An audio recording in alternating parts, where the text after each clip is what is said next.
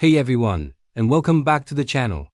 Today we're diving deep into the heart of Europe to unravel the epic, complex, and absolutely fascinating history of Germany. It's a story of tribes and empires, thinkers and tyrants, division and unity. So grab a snack, get comfortable, and let's journey back in time. Our story begins long before Germany was, well, Germany. The area we now know as Germany was inhabited by various Germanic tribes.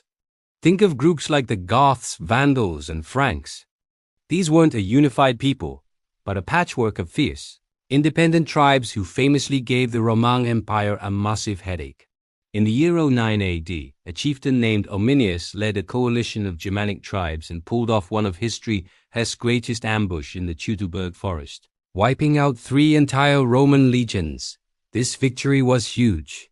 It basically halted Rome's expansion eastward across the Rhine River and set the stage for a distinct Germanic culture to develop, separate from the Roman world. Fast forward a few centuries, and a powerful figure emerges, Charlemagne, or Charles the Great. This Frankish king was a brilliant military leader and a savvy ruler. By the year 800, he had forged a massive empire that stretched across modern-day France, Germany, and Italy. On Christmas Day of that year, the Pope crowned him Emperor of the Romans, reviving the idea of a unified Christian empire in the West. Charlemagne's reign was a golden age of stability and cultural revival, but his empire didn't last long after his death. His grandsons, in a classic family squabble, divided the empire into 3 parts with the Treaty of Verdun in 843. The eastern part, East Francia, is what we can consider the very earliest version of Germany. From the ashes of Charlemagne's empire rose the Holy Roman Empire. Now, here's a fun fact you might have heard. It was neither holy, nor Roman, nor an empire. It was a super complex political entity, a decentralized patchwork of hundreds of tiny states, duchies, and free cities, all loosely under the authority of an elected emperor. For centuries, this was the political reality in Central Europe. It was a place of great culture and innovation, with the founding of universities and the flourishing of Gothic architecture. But it was also a place of constant power struggles between emperors, popes, and local princes. Then, in the 16th century, everything changed. A German monk named Martin Luther got seriously fed up with some of the practices of the Catholic Church, especially the selling of indulgences. In 1517, he famously nailed his 95 Theses to a church door in Wittenberg, sparking the Protestant Reformation. This wasn't just a religious debate. It was a revolution that shattered the religious unity of Europe.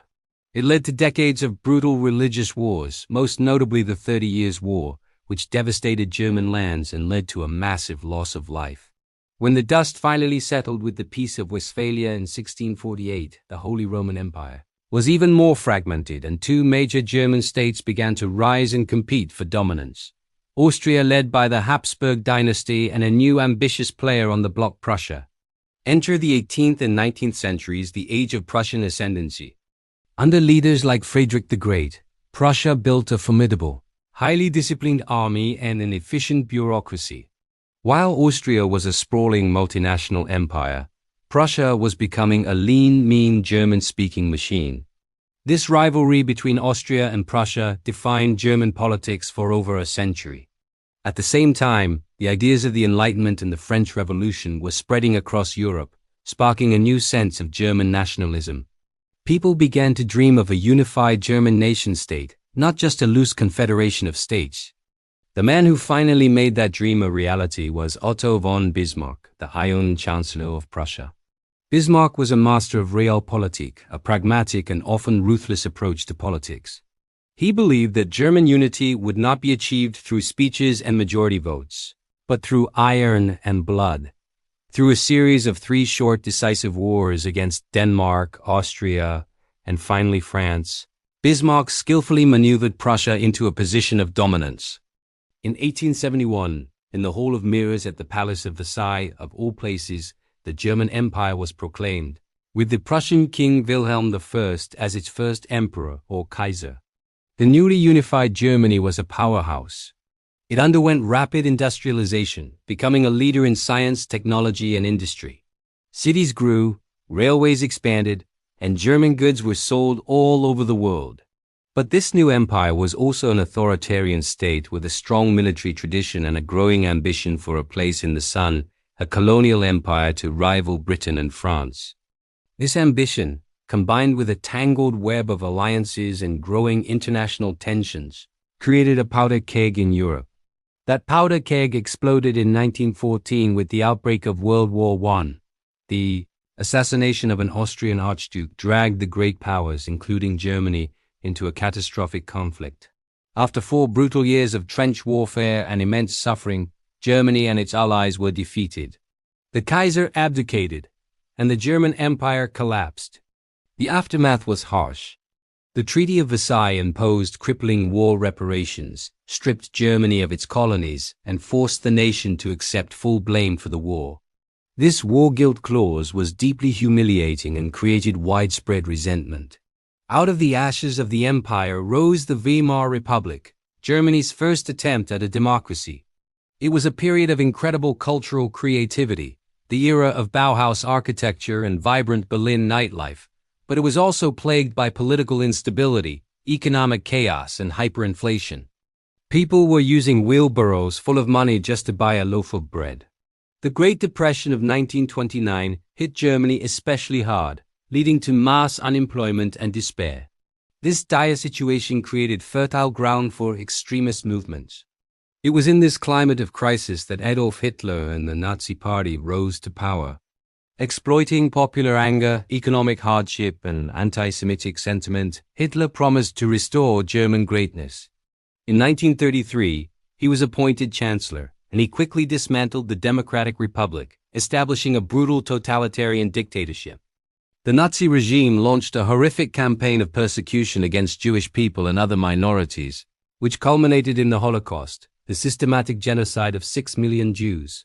Hitler's aggressive foreign policy, aimed at conquering living space in Eastern Europe, led directly to the outbreak of World War II in 1939.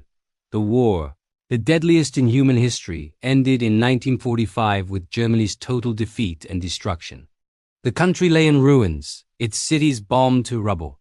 After the war, Germany was once again divided. The victorious Allies, the United States, Great Britain, France, and the Soviet Union split the country and its capital, Berlin, into 4 occupation zones. As the Cold War set in, these zones solidified into 2 separate states. In the West, the Federal Republic of Germany, or West Germany, was established as a democratic, capitalist nation aligned with the US and Western Europe. In the East, the German Democratic Republic, or East Germany, became a communist satellite state controlled by the Soviet Union. The division was physically symbolized by the Berlin Wall, a concrete barrier that tore the city and families apart. For the next 4 decades, the 2 Germanys developed on starkly different paths. West Germany experienced an economic miracle, rebuilding itself into one of the world's leading economies. East Germany, under a repressive communist regime, struggled with economic stagnation and a lack of freedom. But the desire for unity never died. In the late 1980s, cracks began to appear in the Soviet bloc. In 1989, peaceful protests swept across East Germany, and in a moment that stunned the world, on November 9th, the Berlin Wall fell. People from East and West streamed through the checkpoints, celebrating, crying, and embracing in the streets. It was an incredibly powerful symbol of freedom's triumph. Less than a year later, on October 3, 1990, Germany was officially reunified. The process of integrating the 2 parts of the country was challenging and expensive. But today, Germany stands as a single, prosperous, and democratic nation at the heart of the European Union. And that brings us to the present day. From warring tribes in the Teutoburg Forest to the fall of the Berlin Wall, Germany's history is a dramatic roller coaster of triumphs and tragedies. It's a story that has profoundly shaped not just Europe, but the entire world. It is a testament to the resilience of a people and a powerful reminder of the dangers of extremism and the preciousness of peace and unity. Thanks so much for watching this journey through German history. What part did you find most interesting? Let me know in the comments below. And if you enjoyed this video, don't forget to hit that like button, subscribe, and ring the bell so you don't miss our next historical deep dive. See you in the next one.